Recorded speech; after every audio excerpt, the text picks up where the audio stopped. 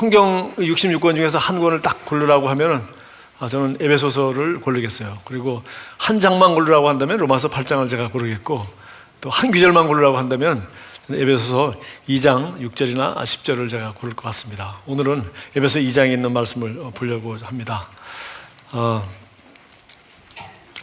자, 우리 말씀 보기 전에 제가 한 2분짜리 우리 토기장이가 그 그릇 만드는 장면 한번 보도록 하겠습니다.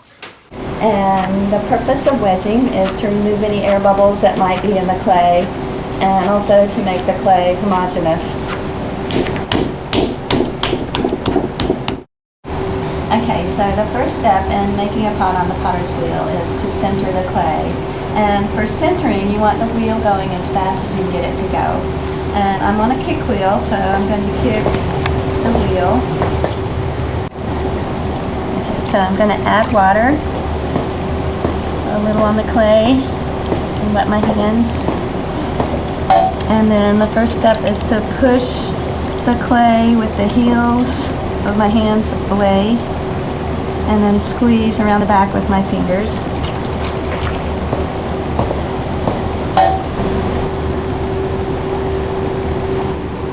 So the next step, once the clay is centered, is to make the opening.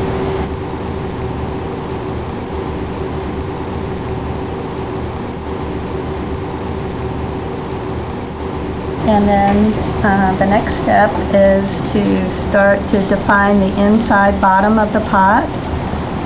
So I'm going to squeeze with my fingers and kind of sweep along the bottom of the pot to define the bottom and thin the bottom, easing the clay up a little at a time.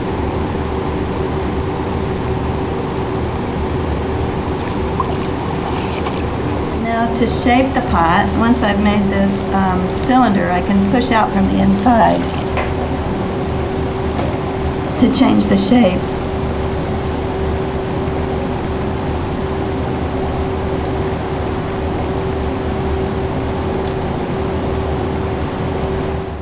And then at this stage it's finished, and when it gets to the stage we call letter hard, then I can turn it upside down and trim the bottom to clean up the bottom a little more and to form a foot on the bottom. 예, 이천에서 도자기 축제도 하고 하는데 우리나라는 옛날부터 고려 청자에서부터 이조 백자리까지 이런 그릇들을 잘 만들었던 나라로 유명합니다. 그래서 탁월한 장인이 이걸 잘 만들면 바로 이제 걸작품이 되는 거죠. 그러나 놀라운 것은 똑같은 진흙이라도 누가 어떻게 만드느냐에 따라서 그냥 한 덩어리인데 어떻게 저렇게 정말 이 사람의 손과 또 이것이 이렇게 자기가 원하는 모양을 만들어가는 것을 볼 수가 있습니다. 성경은 우리를 가리켜 이렇게 그래서 비유를 했어요. 하나님은 토기장이고 우리는 한 질게 지나지 않다. 그래서 그 하나님이 탁월하심과 그 하나님의 위대하심과 우리 피조물로서 결국 하나님이 우리를 만드신 거 아닌가? 결국은 우리가 피조물이니까 그냥 토기장이와 이 토기 같은 정도에 지나지 않겠나, 그런 얘기를 합니다. 그러나 성경에 나온 말이고 그러나 어느 정도 일리는 있다고 생각합니다. 그러나 꼭 맞는 말은 아니죠. 왜냐하면 우리 하나님의 형상을 따라 지음받아서 하나님의 형상을 본받고 오신 예수와 똑같이 우리도 그런 형상을 본받을 수 있다고 했으니까요. 그런데 이제 이렇게 하나님은 우리를 아주 걸작품으로 지으셨다고 그랬어요. 우리 에베소 2장 오늘 보겠는데 10절에 보니까 우리는 그의 만드신 바라. 우리는 그분이 만드셨다. 그래서 그 탁월한 창조주 하나님이 만드셨기 때문에 하나님의 작품, 그러니까 하나님의 작품이니까 걸작품이죠. 우리 세상에 보는 모든 것들이 정말 걸작품이죠. 특히 자연을 봐도 그렇고 여러 가지 정말 우리가 과학이 발달돼도 아직 이해하지 못하는 그런 놀라운 부분들이 많이 있고, 그리고 떠오르는 태양이나 지는 햇볕이나 뭘 봐도 항상 우리가 정말 정말 하나님이 만드신 것이 얼마나 아름답고 오묘한가, 또 특별히 생명 있는 모든 것이 오묘한지, 그리고 우주나 더 말할 것도 없겠죠. 그런데 하나님이 만드신 모든 피조물 중에서 하나님이 최고의 걸작품이 있으니 그것은 바로 에베소 10장은 드디어 우리가 그렇다고 했어요. 우리는 어떻게 됐습니까? 그리스도 안에서 우리를 만드셨다. 그렇게 되어 있습니다. 그리스도 안에서. 그래서 오늘 우리가 한번 에베소 편으로 여러분 보시도록 하겠습니다. 그래서 우리가 정말 내가 어떤 존재인지를 아는가, 나는 어떤 그릇으로 만들어졌나, 하나님은 나를 어떤 목적으로 지으셨나, 이 두 가지를 아는 것보다 중요한 게 없어요. 그래서 성경은 하나님께서 바울을 택하실 때 이는 내가 택한 나의 그릇이다 그랬어요. 하나님이 바울이라는 사람을 특별한 목적을 위해서 택한 수많은 사람 중에서 바울을 한 그릇이다 이렇게 표현했고요. 자, 우리 모두는 각 사람은 전부 다 그리스도 안에 있는 사람은 다 이제 하나님이 작품이고 그리스도 안에서 걸작품이 된 것이죠. 그래서 자, 우리가 보통 우리 계시 기도라고 하고 있는 에베소서 1장 17절 18절 쭉 보면은 지혜와 계시 영을 주사 내가 하나님을 알게 해주시고 마음 눈을 밝히사 내 인생의 목적 부르심의 소망을 알게 해주시고 또 성도 안에서 기업이 얼마나 풍성한지 하나님이 우리 자녀에게 물려주고자 하는 그 유산이 얼마나 풍성한지, 그리고 맨 마지막으로 보니까 19절에 그의 힘의 위력으로 역사하심을 따라 믿는 우리에게 베푸신 능력이 얼마나 큰지를 알게 되기를 원하노라. 그러니까 하나님의 능력을 우리가 뭐 어느 정도 짐작하지 않습니까? 말씀으로 우주를 만드시고 창조하신 그 위대한 능력, 그리고 이 지구별이 떨어지지 않고 이 수많은 우주의 이 위성들이 이렇게 함께 돌아가면서 이렇게 뭐 하나님의 능력에 대해서 우리가 뭐 이루 말할 수 없죠. 예수님의 생애도 볼 때 예수님이 정말 어떠하신 분인지, 그분의 사랑과 그분의 인격과 말씀과 그분이 하시는 모든 그 예수님이 어떤 분이신지도 중요하지만 예수님이 무리를 걸으시나 예수님이 죽은 자를 살리시고 하는 그 예수님이 하신 능력 대단하죠. 그런데 우리의 기도가 뭐라고요? 그분의 힘의 위력으로 하나님이 그런 능력을 우리가 알게 되기를 원하노라. 그래서 정말 우리가 인생을 살면서 여러 가지 하나님을 알기 원하죠. 하나님 성품을 알기 원하고 또 부르심의 소망도 알기 원하고 또 얼마나 풍성한 삶을 내가 살 수 있는지 그것도 알기 원하고, 그러나 맨 마지막은 사실 가장 큰 거죠. 하나님의 능력이 얼마나 큰지 네가 하나님을 믿고 모험을 시도해보고 하나님의 능력이 그러면 누구에게나 믿는 우리에게 베푸신 능력이 얼마나 큰지 알기 원하노라. 이것이 바울의 기도였어요. 믿는 자에게 베푸신 능력이 얼마나 크신지. 그래서 우리는 뭐 신문에서 보는 무슨 탁월한 사람들 무슨 한 세대 불과 자기 그냥 아무것도 없이 태어나서 뭐 특별한 것도 없는데 그야말로 기업을 읽어가지고서 무슨 대단한 기업에 성공을 하는 그런 사람들 얘기 늘 듣고 있고요. 또 여러 가지 또 우리 수많은 사람들이 정말 시작할 때는 차이가 하나도 안 나죠.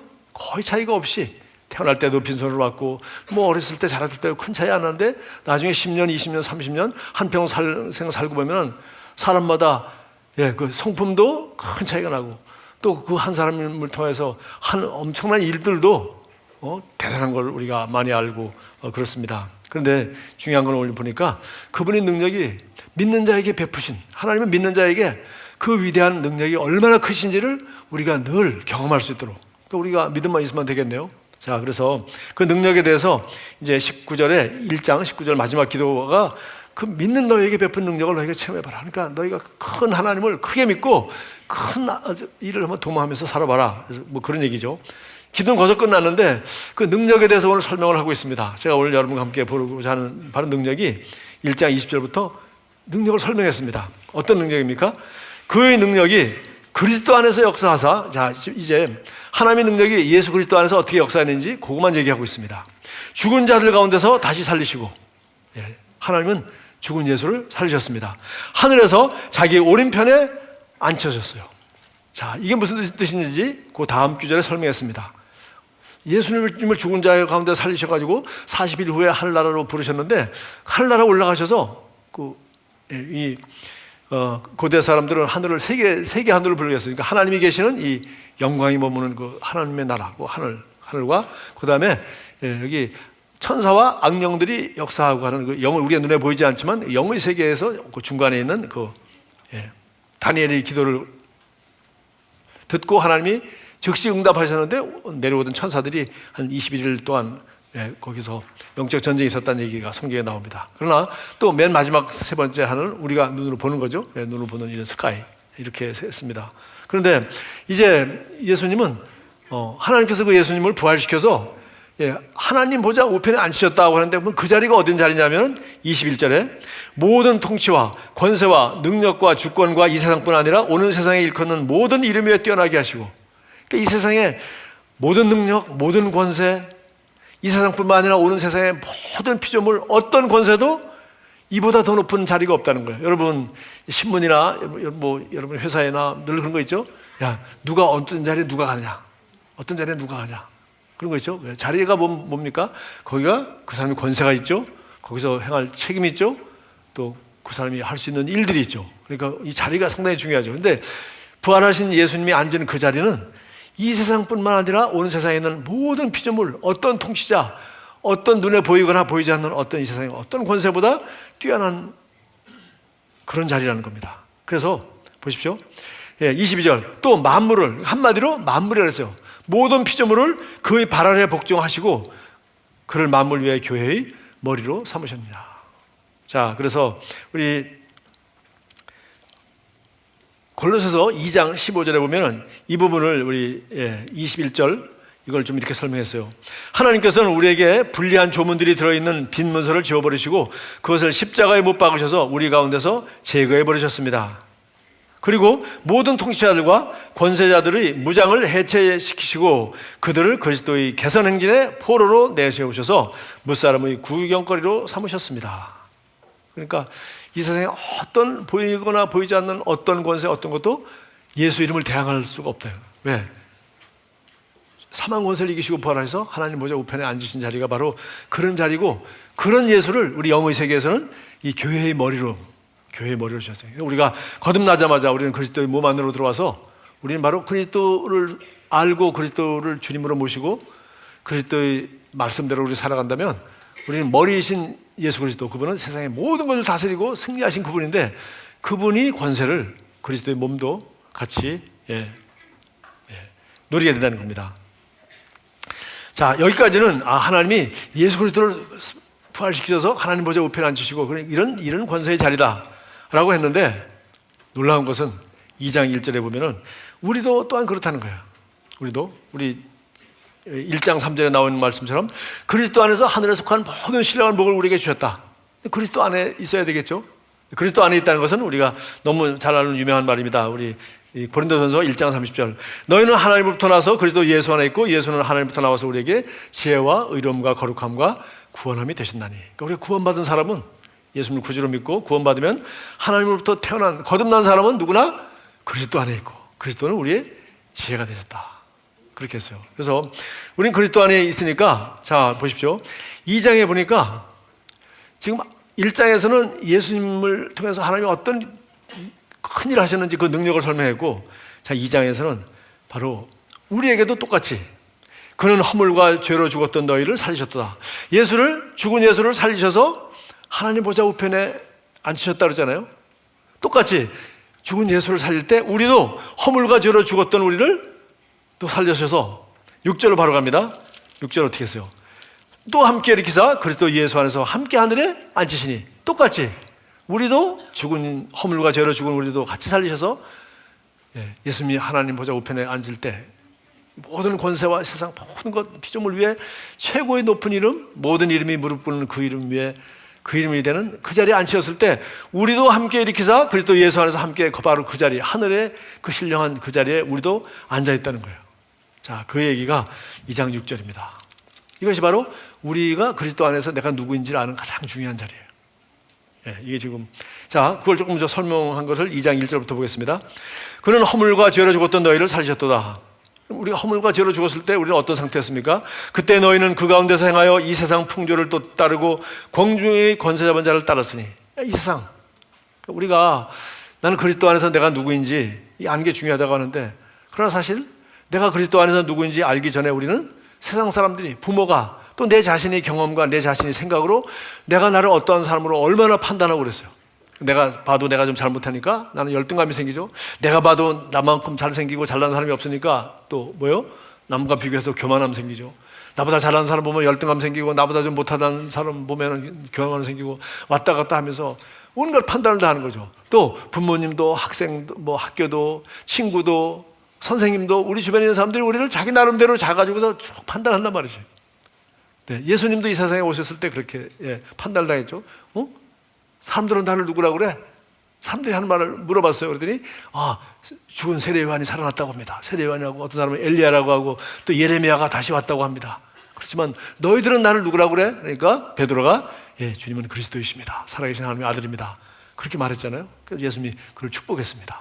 똑같이 이제는 예수님이 누군지 우리가 알고 그분을 구원자로 우리가 영접하고 주님으로 모셨으면 이제는 우리는 그리스도 안에 있는 자가 되었어요. 그러니까 우리는 그리스도 안에서 내가 누구인지를 알아야 되는데, 그것은 성경 하나님이 말씀을 통해서 나를 그리스도 안에서 어떠한 자를 보는지, 에베소 1장 3절을 보니까 그리스도 안에서 하늘에 속한 모든 신령한 복을 다 이미 받은 사람으로 보신다는 거예요. 할렐루야. 우리는 그리스도 안에서 하늘에 속한 모든 신령한 복. 그런데 하늘에 영적인 영역에서 다 받은 거지, 지금 내 손에 지금 다 뭐 들어와 이거 뭐 먹을 것이 있거나 만져질 것이 있는 건 아니죠. 그 하늘에 속한 모든 신령한 복을 영의 세계에서는 이미 다 주었다. 그렇게 했어요. 자, 그래서 우리가 이제 허물로 죽은 우리를 살리셔가지고 하나님 보좌 우편에 같이 앉으셨다고 했는데, 죽은 상태가 바로 세상 풍조를 따르고, 그러니까 세상의 이론이나 나의 경험이나 나의 판단이나 이 모든 것들은 전부 다 세상 풍조라고 할 수 있죠. 공중의 권세와 자를 따랐으니, 사실은 뭐 자기 인생 자기가 산다고 하지만 예수 믿지 않는 사람은 뭐예요?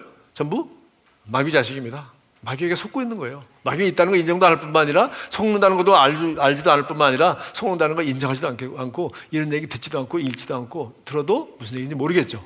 그래서 성경 말했습니다. 공중의 권세한 자를 따랐으니 곧 지금 불순종의 아들들 가운데서 역사하는 영이라. 그래요. 전에는 3절 우리도 다 그 가운데서 우리 육체의 욕심을 따라 지내며 육체와 마음이 원하는 것을 하여 다른 이들과 같이 본질상 진노의 자녀였더니, 우리 손녀가 이제 한 70일 막 넘어간 것 같아요. 졸리다가 제 손녀 얘기하니까 고개를 번쩍 드시네.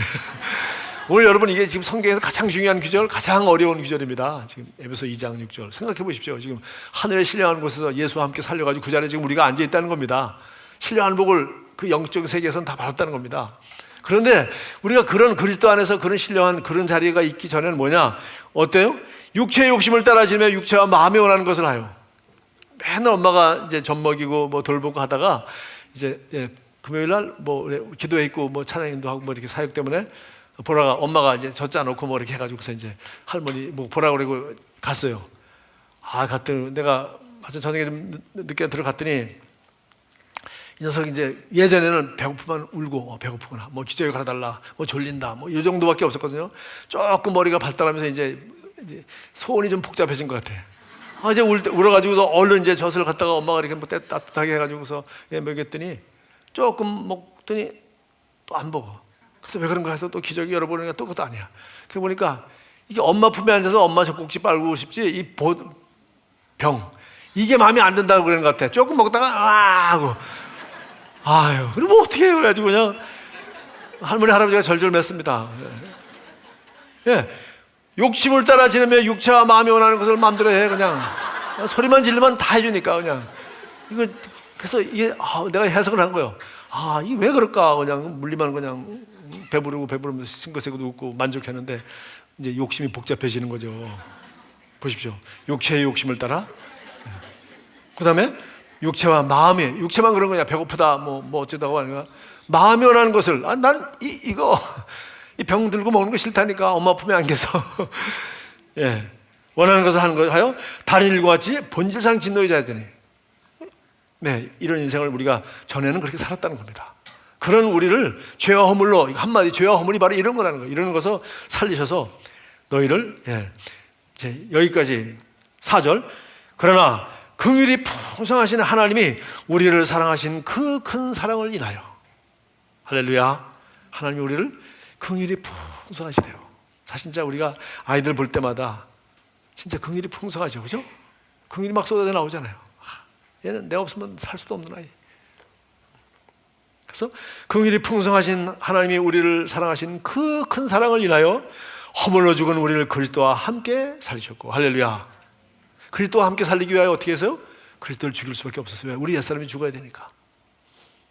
죄와 허물의 죄의 값은 사망이라 사망의 값을 지불해야 되니까. 그래서 그리스도와 함께 우리 옛사람이 죽고 그리스도와 함께 살게 하였어요. 그리고 보십시오. 너희는 은혜로 구원을 받은 것이라. 그리고 또 함께 일으키사 그리스도 예수 안에서 함께 하늘에 앉히시니, 바로 다시 한번 돌아왔습니다. 예수와 똑같이 그 능력이 얼마나 큰지, 권사와 정세와 이 세상의 어떤 것들도, 어떤 피조물도 다 예수 이름에 꿇게 하였다. 아멘. 여기까지는 우리가 다 알죠. 하나님은 전능하시다, 못하는 것이 없다. 그러나 우리도 똑같이 예수만 살린 것이 아니라 우리도 죄와 허물로 죽었는데 우리를 또 살렸다는 거예요. 우리도 예수만 하나님 보좌 우편 모든 피조물, 모든 이름이 무릎 꿇는 그 이름, 바로 하나님 보좌 우편 예수 그 이름이 아니라 우리도 그 자리에 함께 앉았다는 거예요. 이 얘기가 사람들을 이제 충격을 먹는 거예요. 이 얘기가 바로 복음인 것입니다. 이 얘기가 바로 복음. 이것이 바로 그리스도 안에서 우리가 어떤 누구인지, 난 그리스도 안에 나는 하나님의 자녀입니다. 자녀가 어떻게 해요? 예수 그리스도와 똑같은 영생을 받았고 같은 하나님 아버지를 아버지라고 부를 수 있고, 똑같이 의롭고 똑같이 거룩하고 똑같은 생명을 받았고, 예수를 죽은 자 가운데 살리시는 똑같은 성령을 받아서 예수와 똑같은 마음을 가지고 있고, 우리는 그리스도의 마음을 가졌느니라. 그리스도의 생명을 가졌고 그리스도의 마음을 가졌느니라. 이 자리에 우리가 와 있다는 겁니다. 그래서 우리가 그런 걸작품이 되어 있는 거죠. 그런 걸작품이 되는 겁니다. 그래서 하늘에 속한 모든 신령한 복을 어디서? 그리스도 안에서 이미 받은 것입니다. 자, 그런데 이제 우리가 이걸 지금 오늘 깨달았다고 합니다. 아니면 뭐 언제 거듭나가지고 내가 드디어 그리스도 안에서 완전히 새로운 피조물이 되었다. 그런데 돌아보니까 과거가 얼마나 복잡해요. 우리가 잘못한 것도 얼마나 많아요. 온갖 이게 많은데, 이래가지고 내가 그런 삶으로서 정말 예수 그리스도 안에서 새로운 피조물로 그렇게 만드는 그런 존재로 나를 볼 수 있고 내가 그런 사람으로 날 인식할 수 있을까? 그런 생각이 들 때가 있잖아요. 끝없이 지금도 우리가 뭐 실수들 하고. 그때 로마서 8장 28절과 29절 한번 생각해 보세요. 우리가 알거니와 하나님을 사랑하는 자 곧 그의 뜻대로 부르심을 입은 자들에게는 그리스도 안에서 새롭게 지음받고 이제 어떤 존재가 되었습니까? 바로 이런 존재가 되었습니다. 그리고 이제 부르심을 따라 곧 그의 뜻대로 부르심을 입은 자들에게는 모든 것이 합력하여 선을 이루느니라. 내가 지금 이걸 깨닫게 되고 거듭나게 되고 그 이전에 저질러놓은 모든 문제, 그것에 뿌려놓은 것에 대한 모든 나쁜 수확을 거두고, 그리고 심지어 예수를 믿은 뒤에도 내가 또 잘못한 게 얼마나 많습니까? 잘못 말한 거, 제대로 못한 거, 그런 것마저도 주님은 다 합력해서 부르심을 향하여 우리가 이제 어떤 걸작품이냐면, 이제는 오늘은 걸작만 내가 어떤 존재인가 뿐만 아니라 걸작의 삶을 살 수 있도록 모든 것이 합력하여 부르심을 입은 자들에게는 모든 것이 합력하여 선을 이루도록 하나님이 하실 수 있다는 겁니다. 그래서 요거 한 구절 더 볼게요. 29절에 하나님이 미리 아신 자들을 또한 그의 아들이 형상을 본받게 하기 위하여 미리 정하셨으니 이는 그로 많은 형제 중에 맏아들이 되게 하려 하십니다. 우리가 그리스도 안에서 우리가 하나님의 걸작품이다. 우리가 어떤 걸작품이에요? 그 아들이 형상을 본받은 자죠. 예수. 그 아들 예수와 똑같은 사람이에요. 그와 같은 사랑을 가지고 있고, 그와 같은 인내를 가지고 있고, 그와 같은 지혜가 있고, 그와 같이 말을 하고, 그게 그런 인격, 그런 성품. 그래서 예수 그리스도의 장수하는 분량이니까지 해서 우리가 그런 사람이 되는 것, 그 하나님이 그렇게 하시는, 우리가 알거니와 우리 과거까지 다 하나님 부르심을 향하여 선하게 쓰실 수 있고, 또 우리를 뭐래서 미리 아신 자들을 품받게 하여 미리 정하셨고 택하셔서 우리를 그 자리에 이르도록 하나님이 도와주신다. 자, 이번에는 이게 뭡니까? 우리가 그리스도 안에서 내가 누구인지 아는 거, 이제 여기까지만 얘기하겠습니다. 그 다음에는 이제 이런 걸작품이면은 그 다음 뭐예요? 걸작의 삶을 살아야죠. 삶은 날마다 나의 선택에 달려 있습니다. 아무리 훌륭한 사람이라도 지금 내가 훌륭한 일을 할지 아니면 하루아침에 나쁜 짓 해가지고 완전히 손가락질을 받을지는 오늘 내가 선택에 달려있어요. 얼마나 그런 사람들이 많습니까? 잘 나가다가 칭찬을 몇 개나 받고 하다가 하나님이 영광을 취하시고 참 훌륭하시다 훌륭하다. 그러다 어느 날 이런 단 한 번의 사고로 그냥 하나님이 그동안 잘 쓰셨지만 이제는 앞으로 쓰기 힘든, 왜? 사람들이 그걸 용서해 주지 않으니까. 그런데 그래서 예수님의 형상을 본받는 거니까 내가 어떤 존재, 그리스도 안에서 내가 어떤 존재인지를 알고 내 자신을 사람이 뭐라 그러든지 아니면 내가 나 자신을 정죄하지 않고 나는 그리스도 안에서 이런 자야, 나는 이렇게 사랑받는 자야, 나는 하나님의 의로운 자가 됐고 하늘에 속한 모든 신령한 복을 받은 자야, 나는 이런 부르심이 있어서 하나님이 바울처럼 나는 이러이러한 목적을 위하여 택함 받는 거야, 나는 이런 것을 위하여 살 거야. 그래서 내가 나를 잘 아는 건 너무 중요하죠. 그러나 삶은 날마다 매일매일 주님 앞에 갈 때까지 여정이란 말이죠. 그래서 여행이에요. 그래서 제가 우리 내비게이션 한번 잠깐 생각해 봤어요. 내비게이션 생각보다 복잡해서 이걸 제가 잘 설명할 수가 없겠습니다. 그냥 제가 이것저것 좀 찾아보니까 그림 아주 단순한 거 제가 하나 찾아봤어요. 여러분들 좀 볼 수 있을 것 같아요. 자, 여기 차를 운전하면은 이 내비게이션 여기서 나보고 지금 지가 알아서 우리가 눈 보고 알아서 우리 운전해 가듯이 이 기계가 하는 게 아니죠. 눈은 어디 있습니까? 위성이 있습니다. 인공위성에서 생각해보세요. 우리 대한민국에 지금 차가 한 2천만 대 있는 모양인데 2천만 대가 2천만 운전자가 동시에 내비게이션을 켜고서 다 해도 이 위성이 다 잡아내겠어요? 잡아내겠죠. 전문가 있으면 나중에 저한테 가르쳐 주십시오. 생각해 보십시오. 차가 조금만 움직였는데 바로 어디 움직였다고 지도에다 바로 표시해 주지 않습니까? 조금만 벗어났는데도 내가 어디 간다고 찍어놨다가 빨간 줄자인데 거기서 벗어났다고 바로 알려주고 빨리 계산해 주지 않습니까? 그만큼 누가 해? 여기 합니까? 아니죠. 저기서 신호를 받아가지고 위성에서 신호를 받고 또 위성은 뭐 지 혼자 돌아갑니까? 아니죠. 땅에서 컨트롤 타워에서 다 컨트롤하는 거죠. 그런 위성이 최소한도 3개의 시그널이 있어야 내 위치가 나옵니다. 우리 군대 가신 분은 알아요. 지도에서 독도법이라는데 내 위치를 어떻게 합니까? 여러분이 밤중에 어디 뚝 떨어졌다. 여기 내가 어디인지 어떻게 알아요? 알 수 있습니까? 모릅니다.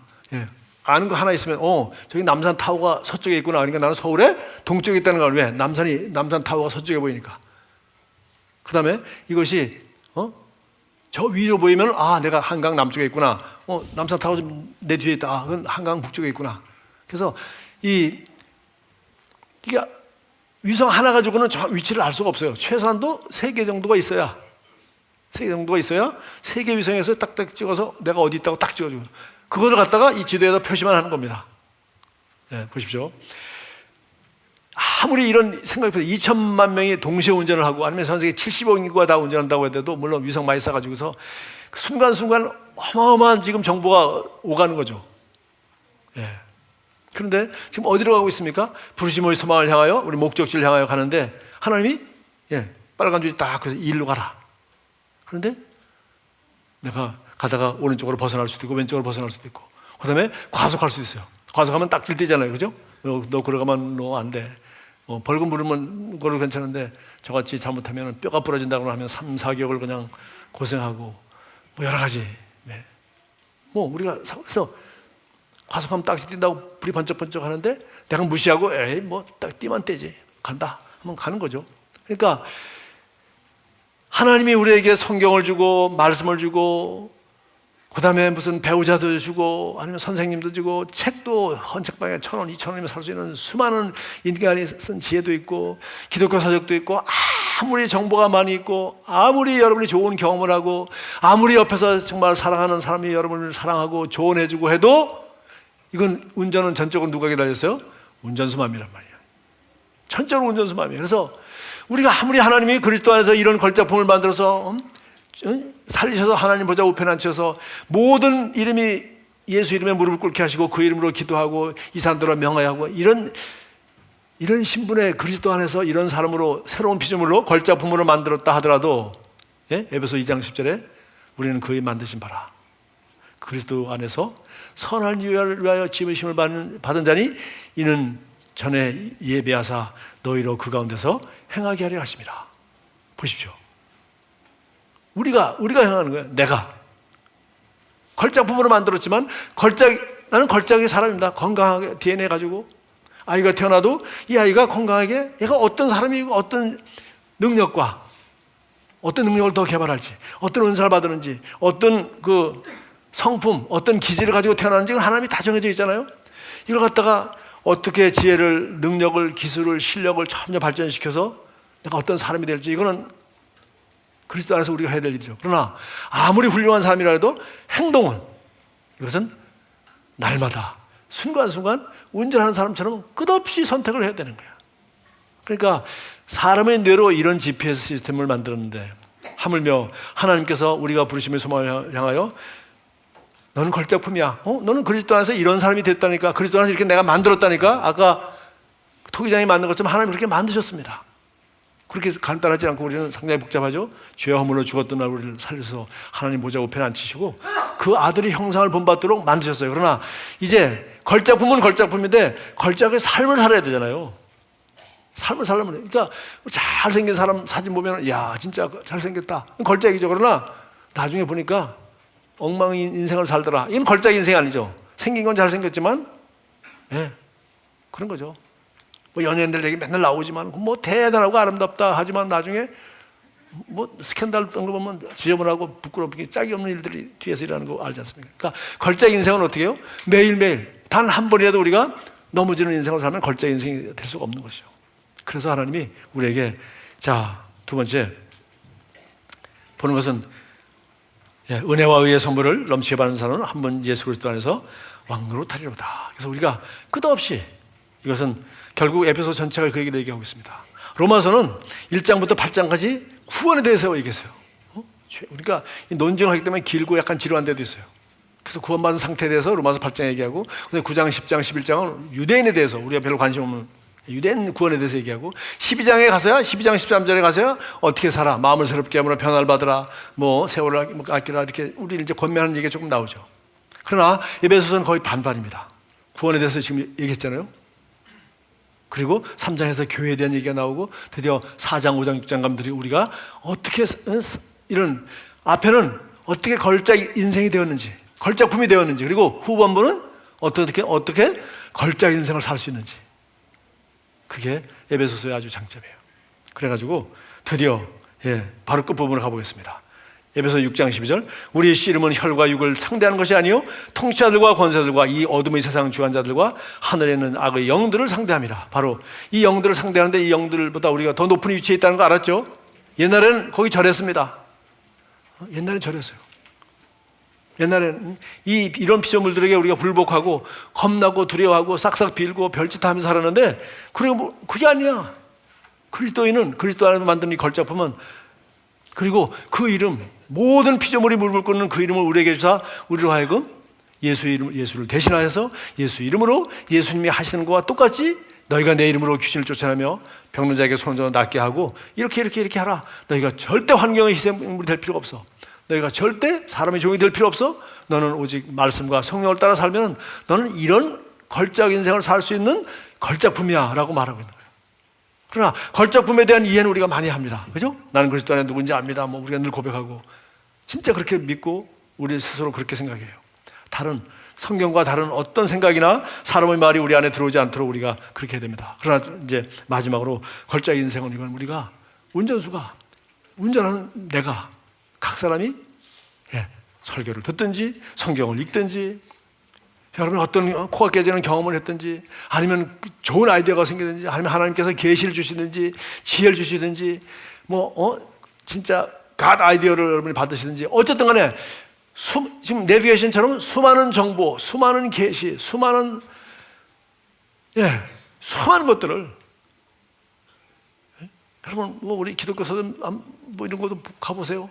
얼마나 많은 책이 있습니까? 오직 예수 그리스도와 이 복음에 대해서 한 그리스도인의 삶, 다른 얘기는 과도 그리스도인은 어떻게 살만한가, 그런 책이 얼마나 많아요. 그러나 아무리 정보가 되어 있고 아무리 돼서도 GPS가 운전사고를 막 방지해 주는 건 아니에요. 운전은 결국은 내가 하는 거이고, 잠깐만 방심하면 사고 치고 죽기도 하고 다치기도 하고 온갖 일들이 일어나는 거예요. 우리 인생은 똑같습니다. 그래서 통치와 권세들과 이 어둠의 세상 중환선들과 하늘에 있는 악한 영들을 상대해서 우리가 이런 것에 희생이 되지 않고, 여기 속지 않고 여기 지지 않고 내가 누구인지 알고 그런 삶을 살 수 있다는 거죠.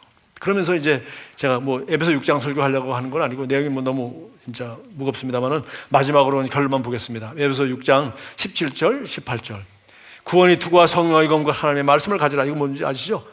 전신갑주 입으라. 옷 잘 입고 드디어 싸울 준비하라. 그래서 하나님의 말씀을 가지라. 성령의 검 곧 하나님의 말씀을 가지라. 그러니까 하나님 말씀만이 내비게이션의 가장 중요한 것은 하나님의 말씀입니다. 내비게이션은 가장 중요한 거, 우리가 보기도 하지만 그 여자 아나운서가, 남자가 하는 것도 난 본 적이 없어. 여자 아나운서가 계속 얘기해 주잖아요. 오른쪽으로 가세요. 과속하십니다. 예, 우리에게 성경을 주시고 성령께서 직접 말씀해 주시고 인도해 주시고. 제가 몇 살 있을 때인지 모르겠네. 한번 미국에 있을 때인데 아빠 운전은 참 쉬운 것 같아. 왜 그러니까 차가 길을 따라 잘 가네. 내가 조금씩 움직이면 이거는 보이지 않는 거야. 맨날 길 따라가고 자기는 자다가 보면 길 따라가고 있고. 아빠 그래. 참 운전이 너무 쉽대. 길 따라 잘 가서. 길 따라 잘 가는 겁니까? 예. 내가 졸지 않고 지금 초록색이니까 계속 길 따라 잘 가는 겁니다. 가다가 노란불 조금 스톱하자. 아니면 꼬리 물고 확 그냥 통과하자. 아니면 빨간불이다 뭐 등등. 내가 선택하는 겁니다. 그러니까 사실 인생이 쉽죠. 예. 성령께서 말씀을 따라 그 한 목표 부르심의 소망을 따라 무엇이 중요하고 무엇이 중요하지 않고 뭘 해야 되고 뭘 하지 말아야 되고 어떻게 해야 되는 거 성경에 다 있는 거예요. 그런데 이 성경을 읽는다면 성령의 검 곧 하나님의 말씀을 가지라. 여러분 오늘 설교가 약간 졸리면 여러분 인정해 주십시오. 에베소서가 이게 가장 훌륭한 책이라고 했잖아요. 그러니까 주석책 여기저기 제가 옛날에 보던 것도 한번 건드려보고 하고, 제가 하늘에 속한이라는 헬라어 단어 찾아보니까 여기 하늘에 속한이 여기 지금 이렇게 쭉 나와 있어요. 그거 찾다가 오늘 설교가 나온 겁니다. 영적인 영역에서 너희는 이런 자리에 있는 자야. 영적인 영역 싸움 이거 지금 골로새 2장 15절에 이거 다 끝난 거야. 그러나 너희들이 이걸 알고 어떻게 해? 속지 않고 하나님 진리로, 진리가 없으니까 진리 잘 모르니까 진리라고 가르쳐주는 이단에 다 가는 거예요. 왜? 교회에서는 잘 안 가르쳐주고, 교회에서는 뭐 주일 잘 지켜라, 뭐 잘해라, 돈 헌금해라, 맨날 하라는 얘기만 들었지 그리스도 안에서 내가 누구인지, 뭘 할 수 있는지, 이전 것은 지나갔고 정죄함이 없다, 이런 뭐 의인인지, 뭐 맨날 용서받은 죄인으로 살려면 차라리 죄 있는 거 모르고 살고 죄 짓는 게 낫지. 용서받은 죄인으로 알고 또 죄 짓고 또 용서받고, 스트레스 받아서 그냥 예수는 늦게 믿는 게 좋겠다, 이런 소리가 나오니, 그러니까 근데 여기가 깨끗하게 누가 잘 가르치는 데가 있다니까 거기 그냥 가는 거예요. 그래서 보세요, 구원의 투구, 뭐 진리, 뭐 허리띠, 뭐 이렇게 얘기가 저기 다 나오지 않습니까? 그래서 우리가 전신 무장을 해라. 그 무장 안 하고 있으면은 화살, 그냥 작은 화살 하나에 이런 대단한 사람인데도 불구하고, 이런 걸작품이고 이런 하늘에 속한 모든 신령한 복을 받은 사람에도 불구하고 잠깐 또 생각나는데 제가 자전거 타고 아침에 새벽에 천천히 좀 하루 늦게 자도 괜찮은데 다시 일찍 일어나가지고 후닥닥 타고 나가다가 잠깐 실수해가지고 뼈 부러져가지고 정말 제가 얼마나 고생했습니까? 잠깐. 그러니까 제가 뭐 제 아무리 지혜가 있고 제 아무리 훌륭한 목사고 하나님이 아무리 큰 꿈을 가지고 계시고 큰 계획이 있다 하더라도 전에 예비하신 그 일을, 그 선한 일이 뭐예요? 너희는 걸작품이라. 너는 하나님이 만드신 걸작품이야. 그리스도 안에서 선한 일을 하게 하시려고. 하나님이 전에 예비하신 그런 삶을 살도록, 그런 걸작 인생을 살도록 하나님 우리에게 모든 말씀 받은 거 다 준비해 놓고, 우리 보고 어떻게 하는 거예요? 우리 보고 내가 선택을 해야죠. 내가 내비게이션을 보고 내가 선택을 해서 운전을 하는 겁니다. 그래서 성령의 검 곧 하나님의 말씀 가지라. 이 두꺼운 말씀, 이거 차에다가 실어놓고 다니면 사고 안 나는 게 아니라, 성령의 검 곧 하나님의 말씀. 성령께서, 여러분이 에베소서를 한 달 내내 한번 읽어보십시오. 어제도 우리 보라가 금요일날 기도하고 와서 자기 은혜 받고, 자기 새 사람이 됐다고. 뭘 새 사람이 됐다고. 자기가 이거 요새 읽고 있는데, 그래서 우리 기도하는데 하나님이 자기가 말씀해 주시고, 뭐 자기가 잘못한 거 다 교정하고 자기 새 사람이 돼가지고 왔다고 그래. 그렇죠. 성령의 검은 그런 거예요. 맨날 읽어도 다른 거예요. 맨날 들어도 다른 거예요.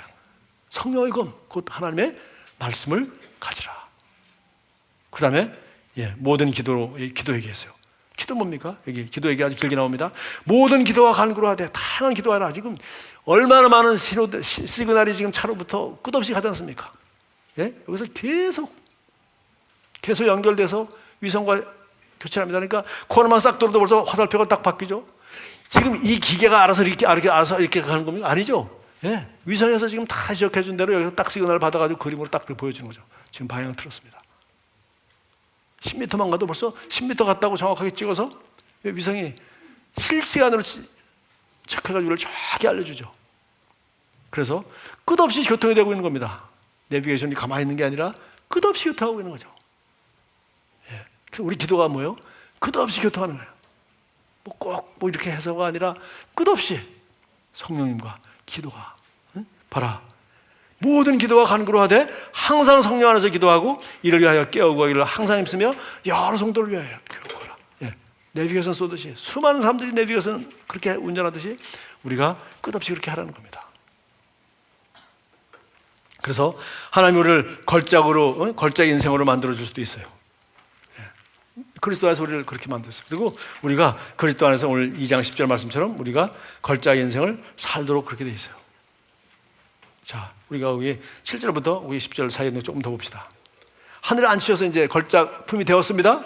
걸작 인생을 어떻게 삽니까? 이는 7절 그리스도 예수 안에서 우리에게 자비하심으로써 그 은혜의 지극히 풍성함을 오는 여러 세대에 나타내려 하십니다. 여러분, 뭐가 걸작 인생입니까? 제가 산 인생이 와, 저 사람이 하나님의 은혜를 받아가지고서 뭐요? 하나님의 은혜의 풍성함을 내 자녀에게, 내 이웃들에게, 나를 내 삶을 지켜본 사람에게 진짜 하나님의 은혜가 풍성하시구나. 그 하나님의 은혜를 우리가 과시하는 거예요. 나를 자랑하면은 이거는 교만이 되겠죠. 그러나 하나님이 나를 이렇게 쓰시는구나. 하나님이 이 땅에서는 사람을 통해서 일하셔야 되니까 과시하시는 거예요. 그의 은혜의 지극히 풍성함을 오는 여러 세대, 다음 세대는 과시해야 될 거 아니에요. 자녀가 예수 안 믿으면 이거는 어떻게 과시란 게 아니라 어떤 식으로 잘못 살았으면 왜 예수를 안 믿냐. 예수 믿는 건 이게 손해밖에 없다. 예수 믿는 사람 자녀로 태어난 게 내가 너무 인생이 힘들었다. 이런 소리 나오면 이게 뭐요? 은혜의 풍성함을 오는 여러 세대는커녕 은혜하고는 거리가 먼 생활이죠. 8절도 보세요. 너희는 그 은혜에 의하여 믿음으로 말미암아 구원을 받았으니 이것은 너희에게서 난 것이 아니요 하나님의 선물이라 행위에서 난 것이 아니니 이는 누구든지 자랑하지 못하게 하려 함이니라. 이것이 바로 걸작 인생입니다. 대단한 일을 하나님이 하셨어요. 그러나 자기 나를 사용하시고 내가 운전 잘한 거 물론 잘했죠. 그러나 사실은 뭐예요? 어마어마한 시스템이 갖춰지고 있어서 그 하라는 대로 말씀대로 성령을 따라 가니까 인생은 치고 그리고 걸작 인생을 와보니까 주님이 원하는 그런 여행을 아름다운 여행을 하게 된 거예요. 할렐루야. 순간순간에 주님을 우리를 가장 좋은 길로 가장 아름다운 길로 가장 행복한 길로 인도하시고 있어요. 걸작 인생은 하나님은 모든 걸 준비해 놓으셨습니다. 명품은 걸작품은 그리스도 안에서 하나님이 완성해 놓으시고 만들어서 우리를 그렇게 만드셨어요. 그러나 이 소프트웨어는 우리가 그 아들의 형상을 본받아야죠. 아들의 형을 봉사해. 하나님을 사랑하는 자 곧 뜻대로 부르심을 우리가 또 찾아야죠. 마음 눈을 밝히사 부르심을 찾아야죠. 목적지 어디로 가려고 주님이 하셨나.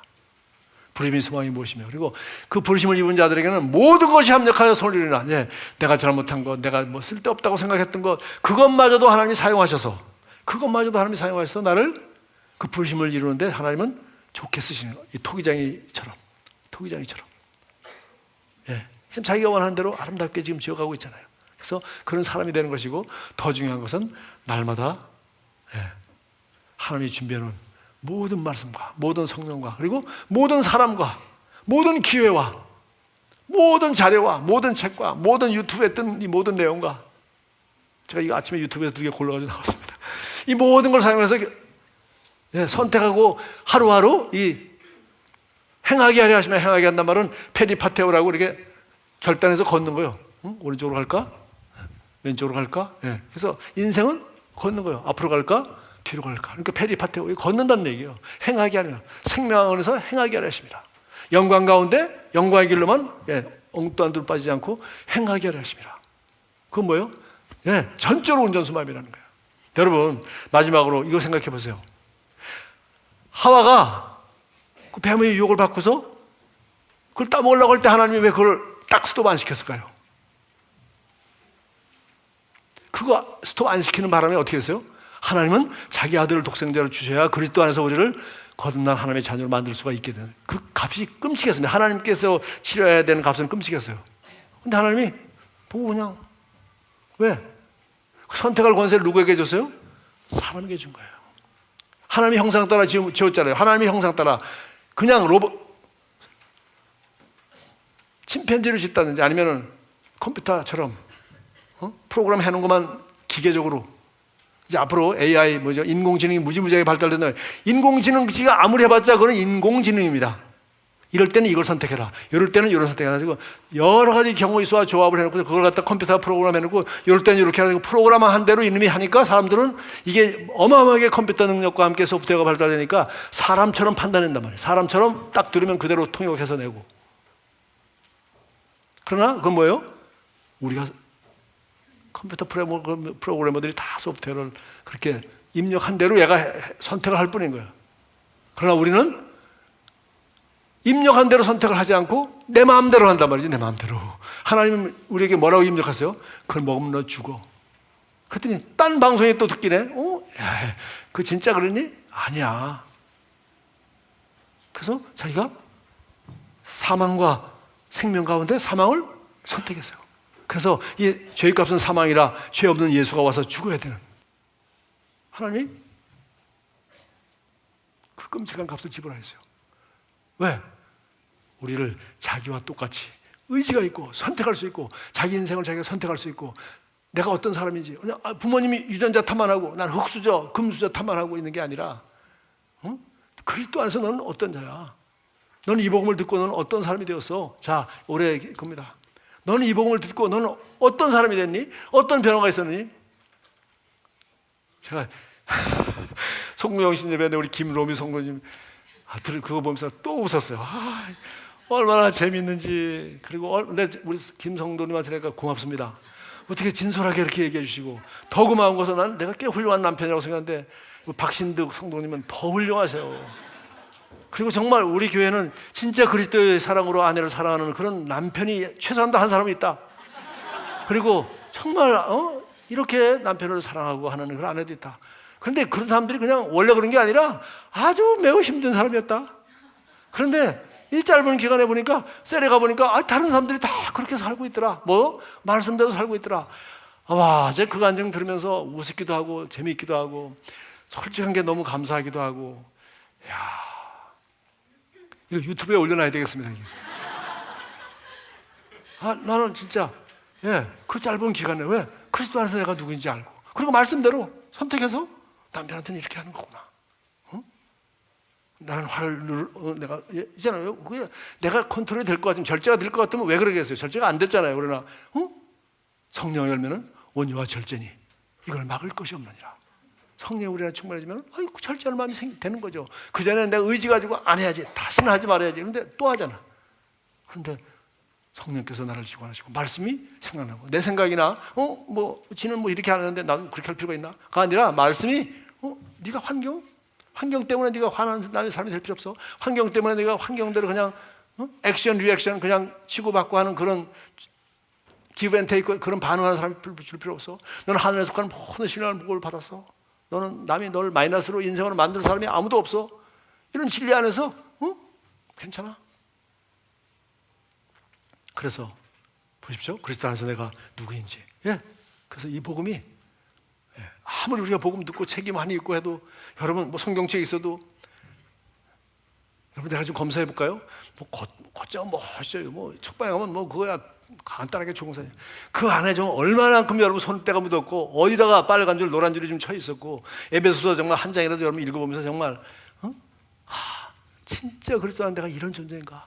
그리고 내가 이런 걸작 인생을 내가 살 수 있나? 성경이 좀 그렇게 돼 있는데 정말 이런 행복한 인생을 내가 살 수 있을까? 그리고 뭐요? 그 은혜의 풍성함을 과시하랍니다. 나의 인생은 내 자랑이 하는 거야. 그분이 얼마나 풍성한 은혜를 내게 베푸셨는지 그걸 내가 과시하는 인생. 할렐루야. 그래서 누구한테 과시해요? 온 세상 다니면서 복음 전파해라. 온 세상에 내가 영향을 끼칠 수 있는 나의 세상으로.